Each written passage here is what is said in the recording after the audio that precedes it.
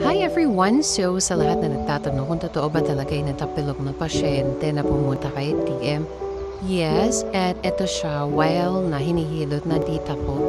So nag-decide kami na pumunta na lang since nung hinilot, hindi rin siya ganun nagsubside yung pamamaga.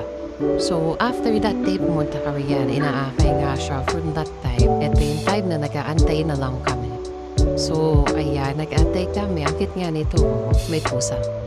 By this time, kami na rin yung next and also yung last na patient. So, ito, nakapasok mga kami. Itong time na to, hindi ko talaga siya makita since nasasaktan siya.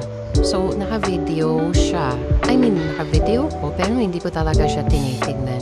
My God, hindi ko pwede talaga makita siya ng ganyan. So, ayan, nag-video lang ako.